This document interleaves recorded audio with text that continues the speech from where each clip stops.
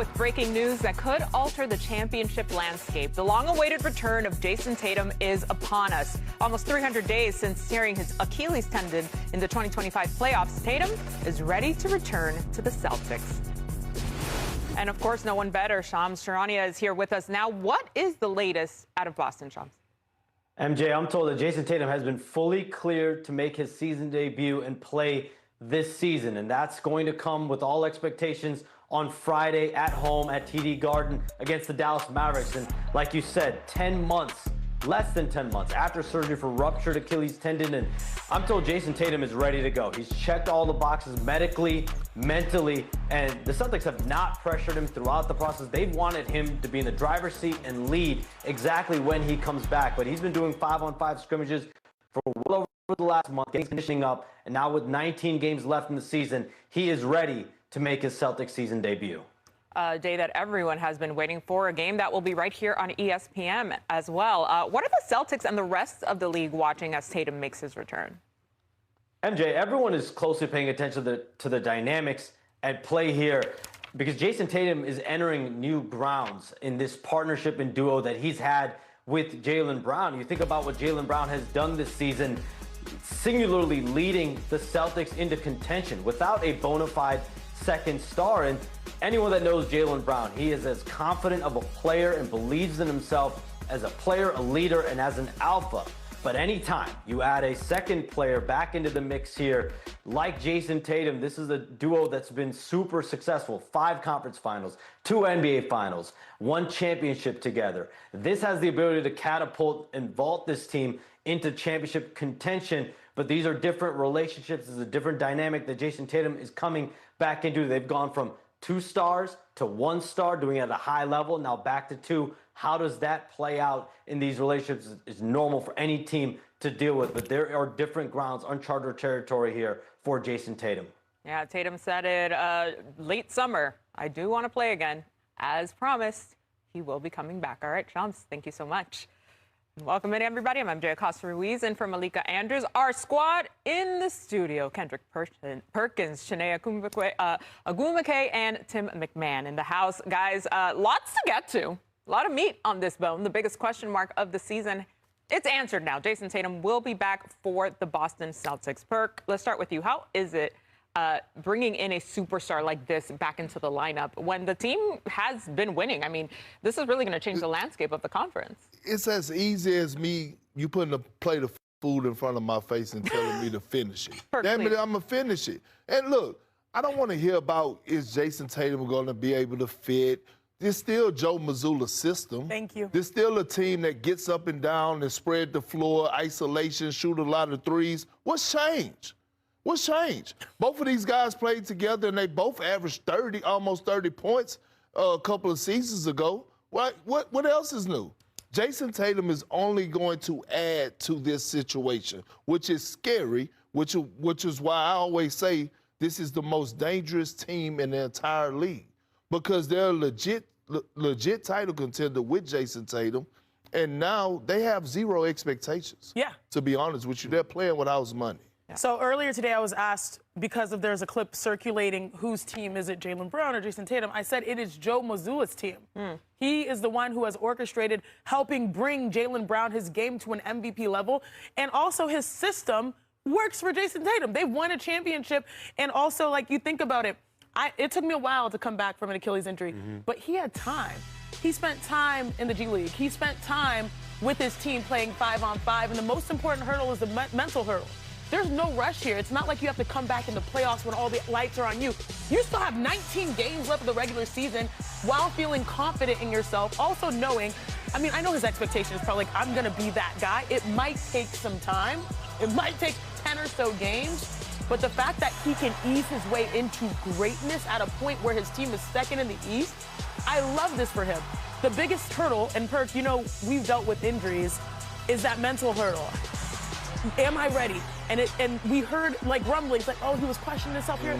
It doesn't sound like there's a question anymore. And as long as he's good, the mind goes, the body follows. I'm excited to see his return. Well, and I do think, as Perk alluded to, you have to have reasonable expectations. And whose team is it? Who cares? It was a championship team a couple years ago. Right. Got a chance to be a championship team again. But Jason Tatum is not going to come back and right away be the perennial All-NBA selection that he's proven himself to be. That's not realistic 10 months off an Achilles. I assume there's going to be a minutes restriction.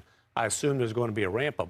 What he has an opportunity, though, as you said, about a quarter of the season almost, a chance to ramp up, a chance to elevate his play to as high a level as it can get going into the playoffs, but they don't need him to put a cape on and come rescue this team. But the fact that he's coming back tells me everything I need to know. We're talking about 9 months. Anytime I hear 9 months, I think about pregnancy, not somebody coming back from an Achilles tear. Let me give Jason Tatum his flowers real quick, because people don't realize how hard it is to come back off an injury like this. I tore my ACL. The time you have to put in the gym, the mental aspect you got to have when you want to give up on the game of basketball. Sam Cassell, his assistant coach, told me that they literally have to tell Jason Tatum, we're not coming in on Sunday and you won't be here either.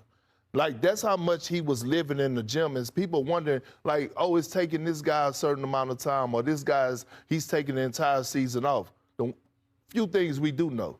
Jason Tatum don't drink, he don't smoke. All that is part of the process of recovering and healing quickly. Let's dive into it, because we know what that path is. You get injured and then your rehab starts after your surgery. You are immobilized for 2 months. You can't go to the bathroom by yourself. You can't shower by yourself. You're dependent on this process, because I went through the same thing with an Achilles. I slept in my parents' bedroom on their couch, and they took care of me for 2 months. Then finally, I was on crutches, on a boot, weight bearing. Finally, that felt like freedom. Then I learned how to walk again. Then I was on a treadmill again. It was a non-weight bearing treadmill where I started off at 20% body weight, then 40% body weight, then 60, then 80, and then all of a sudden it feels like you're in a pool and you step out of a pool and you're at gravity again. Mind you, we're people that are taught that we can fly, we can run, we can jump. Then you have to go back to bouncing a ball. And that felt so natural for you for your entire life, and now you're stepping into a place where not only are you bouncing a ball, but people said you're great and you're one of the best, and you want to be that exact same thing. So I know 9 months is impressive, but more impressive is the fact that he believes he can help his team when they're number 2 in the East and they have a shot at something, and he's not going to bypass that. I love this for JT. Yeah, that mental aspect can't be discounted, and it's not for the weak. You either have that X factor in you or you don't. Tim, how does this affect the rest of the East?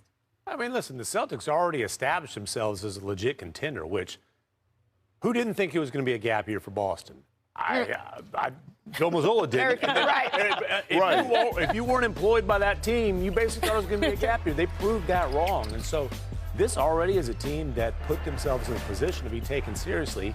And now you're adding back a guy who's proven he can be a major part of a championship. So Pistons, the Celtics, the Cavs, the Knicks. One of those 4 teams. I wanna give this a 10-game appetizer. Look at that, Bert. I mean, and I'm not. But look, I'm not mad at that, right? If anybody have the Celtics as the favorite, you get no argument from me. They have the most championship experience out of anybody in the Eastern Conference. Correct. The only. Right. So, great point, Tim. But what I'm saying is, and you're talking about adding back your all-NBA player, right? I believe it's going to take 10 to 15 games before we actually see Jason Tatum of the old, right? But, hey, he might surprise us. He might come out in his debut and have a cool, solid 15 to 18 points. But I'm not mad at it. Look, I need to see 10 games, but I might switch up here in 10 games and say that the Celtics or less has leapfrogged the Detroit Pistons. My final question for you guys, Tim and Perk. I still don't put championship expectations on the squad, because what they're navigating is very difficult. Adding a piece this late in the season, also a piece that's trying to work his way back. We all thought that they can surprise some teams. I'm not saying that we agree with the favorites there, but like you said, they're probably the most dangerous because you don't know what to expect. You can get that caliber or you can get something else. Yeah, the sleepy ones, but they've not been sleepy at all. Wide awake. That's been the season so far for them. All right, lots of action on the court last night. Let's check out our big 3 top plays of the night. And at number 3, come on, LaMelo Ball. Let's get into it. He has been so fun to watch. I'm surprised he hasn't had more big 3 moments. Defended by Jaylen Brown, of all people. Ooh. I'm starting to think that that's the norm for him. Right. One-legged? Yeah. He does it all the time. Yeah.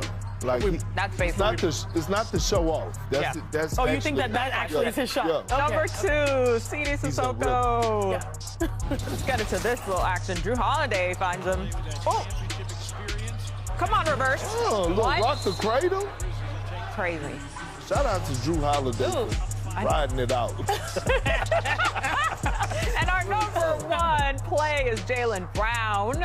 Only thing good that I was happened for going the to say, Celtics we last can't I know, have last a time we had Celtics Brown, but highlight look at when they him. got spanked by the Hornets. One-on-one. When it's that, you can. But the slam. Hey, should we And the mention the Celly. Hornets as contenders in the East? Sure We'll looked get like it there. last night. We will get there. I'm just saying. That means we got called like 15. teasing know. ahead. Be a champ, 3-time Olympic gold medalist, and 4-time NCAA champion. Now she's an unrivaled champion as well in just the league's 2nd year. Coming off Miss Champagne-soaked celebration after their unrivaled title win, one of the key pieces of that championship squad is with us now. We welcome in the champ, the finals MVP, Brianna Stewart is in the house. Thanks for being with us. Thank you for having me. And yeah, you're right. This champagne celebration was a lot. So I'm happy this is in the afternoon, so I had a little bit of time to kind of regroup. Okay, so have you recovered? How are you feeling today? I'm feeling like I'm halfway recovered. I'm on my way. So hopefully by dinner time, I'll be feeling really good. Was it you leading the charge for the party last night? Yeah, I was a little bit leading the charge. Let's go. I mean, shout out to my Misties, but a lot of them, they didn't know how to pop the champagne. They didn't know what to do. So I was just kind of teaching them all the things. Like, you got to shake it, slowly take it off, and spray it everywhere. So it needed to be a memorable night for everybody. Who better to lead that charge? You have plenty of experience there of popping the championship champagne. I'm so excited for you and for this entire squad. Now, from your perspective as a player who has played both seasons, how much has Unrivaled grown already? Yeah, Unrivaled has grown tremendously. I think the way that, not only the on-the-court play that you see from players being comfortable from year 1 to year 2, but also, where we've gone. Physically, literally, we had tour stops in Philly. We went to Brooklyn for the semis. People are engaged in what we're doing, and it's an intimate setting for the fans. So I'm really excited for what we've done in our first 2 years, and excited to see what's next. But, before I get any further into that, I'm just enjoying winning, enjoying my Misties and celebrating us. All right, let's shift to the WNBA because you are a member of the WNBPA Executive Committee. And yesterday, a statement was released confirming that the group remains united. So how is the union moving forward at this time? Yeah, absolutely. I think we're just that. The union, specifically the EC, we remain united. And I think that, obviously knowing and talking about the letter that Plum and I sent to our executive director, Terry, was supposed to be handled in a private matter, and we're really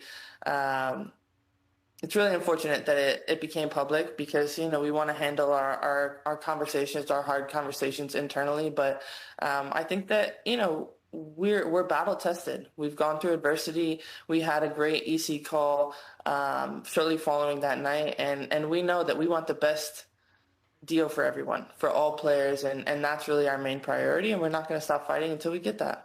Yeah, now that it is out in the open, even though it's not what you intended, what was the intention behind that letter, knowing now that you did want it to be sort of kept in the cone?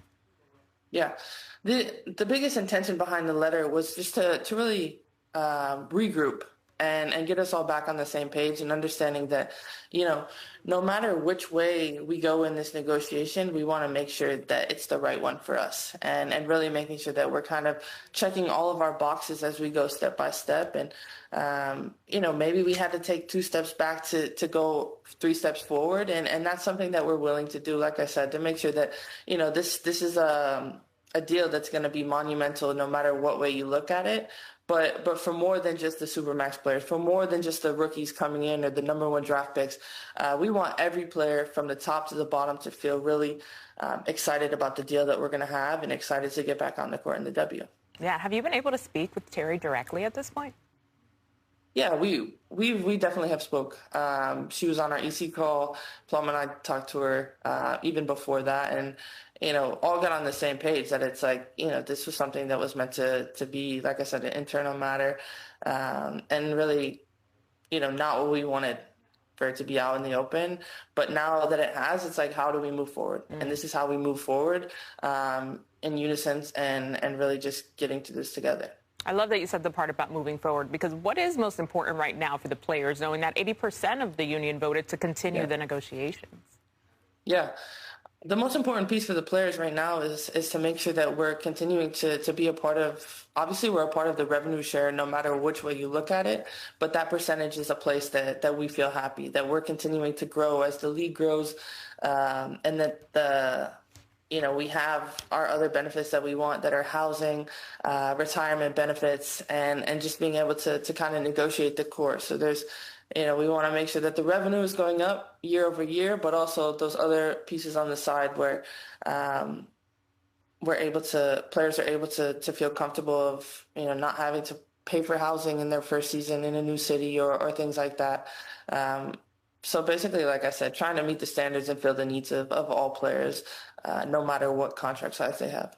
Yeah, Brianna, I just want to say I really appreciate your candor here in all of this as you sort of juggle the two feelings of the happiness of this win, but then also going through all of this in your position here as a leader for this union. And, of course, there's a lot of attention on that March 10th deadline for a new WNBA collective bargaining agreement. Yesterday we had Alicia Clark, who joined us on our show, and she did say, hey, a strike is still a possibility. Where do you stand on that possibility? Yeah, I think that that's something that's also kind of getting lost in the sauce. Is lost in the sauce the word? I don't know. But strike is definitely on the table because, we're negotiating for the best deal possible. And as everybody knows, we have approved have the strike authorization vote ready. So that leverage isn't going away. Do we want to do it? No, we don't. But if we have to, we will. What are the next few days like for you as the player negotiations continue? Yeah. Honestly, the next few days, I'm sure, are going to be extremely busy. I am a little, selfishly, I'm happy that we won the championship. Now that is going to be behind me. So where we can all just continue to be locked in and our schedules can be a little bit freer, knowing that there is this potential March 10th date, and we're going to work as hard as we can up into that and potentially through that. Yeah, Brianna, a lot going on for you this week. I hope that you continue to get the chance to also just live in the celebratory moment as well as you continue to fight the good fight. All right, thank you so much for joining us today, and continue your recovery. Congrats again. I know. Thank you so much for having me. We're now just 5 days away from the WNBA's deadline for a new CBA agreement to keep the current season schedule intact. The WNBA draft is scheduled for April 13th, and then the preseason is slated to begin 12 days later. The regular season is scheduled to start on May 8th. That's just over 2 months from today. Coming up, see what their social media team posted. St. Patrick's Day isn't for a couple weeks, but if the Celtics had a pot of gold in Boston, the Hornets took it all. That's cold. All right, here we go. Let's get you right to the action. First quarter. Brandon Miller is that dude. Okay, he is. It seemed like he get one of those once a month. At least. Seriously. At least. Oh, there he goes to the third. Come on, Con. Knipple triple. I love that. Knipple triple. 2K? I'm trying to figure out what the right name is for him. Kobe Come on, White. Kobe White, my curl friend. Great pickup at the trade deadline. Underrated. Don't get talked about it. I agree. Fourth quarter. Musa. Musa on the Lusa, baby. Big fella. Yeah, the numbers when he's in the lineup, it's great. It speaks to them. Mr. Ice in his veins. This is your shot. There it is. There's a rainbow. Big win, 118-89 for the Celtics. Crazy. All right, for more on the streaking Hornets, let's go in the bonus. So the Hornets lineup of Ball, Knipple, Miller, Bridges, Diabate has outscored teams by nearly 30 points for 100 possessions, best in the NBA among 63 lineups to play 100 minutes together. That's added up to the Hornets winning their last 6 games by at least 15 points.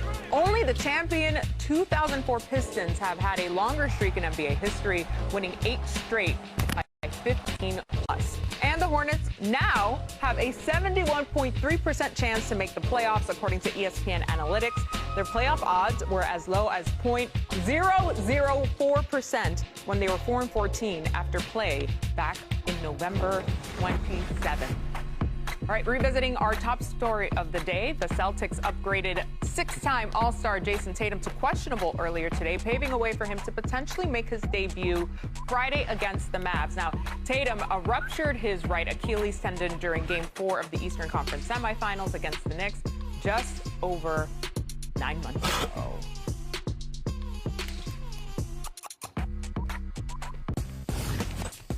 Uh-oh. Oh, it's our time? Yeah. It's our time.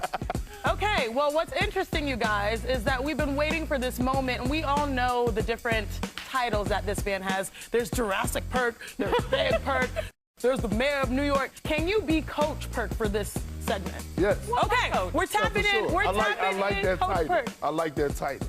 Yeah, okay, so this is the current starting lineup for the Boston Celtics. All right, we have options here. Sam Hauser probably, Baylor Shireman. Who is going to come out of the lineup, Coach Perk? Because Jason Tatum soon is to be activated. Who are we taking out? I mean, look, I think the first 5 games he's going to come in off the bench, right? We saw Steph do it. We saw a lot of greats do it, especially coming back after being out for a long time. But I believe it gotta be Shireman? this young man right here, Man. right? And it's gonna be after 5 games. That don't mean that he's not gonna have a role because he's been a valuable piece. It's just gonna be off the bench. All right, off the bench. So how would you integrate him? Like, how many shots should Tatum be getting in those minutes? Well, I think it just got to go through the flow of Joe Mazzulla, right? When you talk about his system, when you talk about a team that is still one of the tops in leading and shooting three-point shots, it's not hard. It's a reason that they got Big Vucevic at the trade deadline to somewhat replace Kristaps Porzingis because they like to stretch the floor. They love for you to they love to spread you out and go isolation ball. And when we're talking about Jason Tatum, we're talking about a 3-level score. We don't have any concerns about a 3-level score. We do not have concerns, and you mentioned Vooch. I put him into the lineup there. Like that. So they have options. I mean, this right here, let me go. JB, DY, JT, they are certified MJ. I love that. And I was hoping you wouldn't say Sherman because that's who I was going to say. I was like, now it's going to sound like we're piling up on him. All right. And lucky for us, Tatum's potential return is the first game of our Friday doubleheader on ESPN. Mavs Celtics at 7 Eastern, then Clippers Spurs. Ernie, Kenny, Charles, and Shaq tip off coverage at 6 Eastern, and we'll be back after the game to break it all down. Okay, so Cooper Flagg has been sidelined since February 12th with that left midfoot sprain, but he's listed as questionable tonight against the Magic. Tim, what's the latest on his availability? Yeah, they are calling Cooper Flagg a game-time decision tonight in Orlando. I'm a little bit surprised by that, simply because it is a back-to-back for the Mavericks. They've got Orlando tonight, and then, as we've been talking about with Tatum's return, they're in Boston tomorrow night. And you know the kid who grew up in Newport, Maine, studying Larry Bird tapes, wants to take advantage of his first opportunity to play in Boston. But I'm told they're not ruling out the possibility of Cooper Flagg coming back and playing in both of those games. But Cooper Flagg needs to make up some ground suddenly in the Rookie of the Year race, is on the verge of returning. Well, I mean, look, Cooper Flagg has to finish this season in great fashion because right now, Carl Knipple is my vote for as Rookie of the Year. Yeah. Right? Having a career year, I mean, not a career year, having an outstanding career. Having an historic year for a rookie. Historic rookie career, excuse me, especially when it comes to knocking down that tray ball. Cooper Flagg has done things only LeBron James has done in his rookie season, but he still got to close it out in great fashion or to catch up to Carl Knipple in my passport. The nerd is here. Oh. And Oh, the Notes are plenty. All right, we have notes. plenty of notes, and I've been trying to break down who is my Rookie of the Year vote. Cooper Flagg, 49 games played, missed 8 straight 12 overall, averaging 26.6 rebounds and 4. He has 7 30-point games. And y'all remember in the head-head, He had 49 points in that game. He has 2 40-point games. He also plays 1 through 4 on both ends. He affects a large part of basketball. But Khan Knippel only missed 1 game, 19 points per game, played 62 games, most ever threes made by a rookie. And so, leading the NBA in made threes. I was saying the body of work of 49 games, I go Cooper Flagg just because of the impact he had when he was out there. This is the only major award that does not go by the 65-game rule. Right. That rule could actually have dictated this award, but I'm telling you this, I am very eager to switch if the things remain the same and Knippel's still out there. I feel like it's his to win as well. It's a big if, and the prep work is elite. In a big-time matchup in the Apple with SGA and his fur. Not what you wear, it's how you wear it. He wears it well. Because not everybody can pull that off. All right, let's pick it up here with Captain Brunson. That's how committed. Very upset with, no one more upset than Mike about this call. No call? I don't think that was a charge, to be honest with you. I'm kind of LaToya Luckett in that situation. I'm torn. Oh, man, Pert. Oh, my goodness. All right, so SGA doing what he does. Chet jumping in. Oh, he was doing more than jumping in. That man had 6 threes on the night. Thanks. I know the headline is going to be the free throws and the sound there, but it should have been Chet Holmgren going beast mode. Yeah. Nice job. You know what? Towns been playing some damn good basketball of late, too. Yes. He was stomping, not Yeah. toes. I know that. Coach saying he's been more vocal, too, which is great. All right, here we go. Third quarter. Big Under 2. Bobby Oh! Brunson. Who did he land on? He was in the courtside seats. What about Big Body Brunson? Still in the third, little seconds harder. left. Woo! Oh, yeah, that shot right there was it. Passion. Beautiful. Great. Everybody's hyped up now. New York. This is where they're saying stand up, New York. All right, fourth quarter action. Let's go. Things get spicy. Under 5 minutes left. Watch your head. OG. Okay. Wow. Okay, OG. Nasty jam. Where's OG there? Not Got right. dropped off. Not involved. Crazy. Clutch SGA for you. Look at this. Those Under two a battling minute. it. Oh, he got to his spot. So tough. That's the cap. Big shot. All right, let's regroup. Get it together. Man, 6 seconds. 2 really good Can he looks. do it? 2 good looks right No. there. Everyone's holding their breath. Seal here. it. Seal it for the Knicks. Unfortunately, no. That's not what happened. OKC takes it by 3. Mike Brown on that controversial moment with SGA. You know, SGA he's a tough cover, and he does a great job of convincing the referees, probably better than anybody in the league, that you know he's getting hit. You got a black eye, or is that a scratch? What is that? Yeah, a little black eye. Just a little. Yeah, probably a no call. All right, see you guys later. Him not elaborating after that is amazing. Yeah, the reigning MVP has been frustrating teams for a while now, Tim. Are the Knicks just catching up to what the West already knew? I mean, you hear all kinds of complaints about SGA getting in the line, free throw merchant, this and that. He took 7 free throws last night, and one of them was Mike Brown got teed up. SGA going to the line didn't decide this game. By the way, for a 30-plus point scorer, SGA doesn't take a ton of free throws when we look at the numbers through history. Luka Doncic is leading the league by a wide margin in free throws. And look, I get Mike Brown being upset about that no call there, because if that's a charge, that's SGA's 3rd. He's sitting on the bench. But the whining about SGA getting in the line when you've got Jalen Brunson, who also is a master at those theatrical arts, I don't know, man.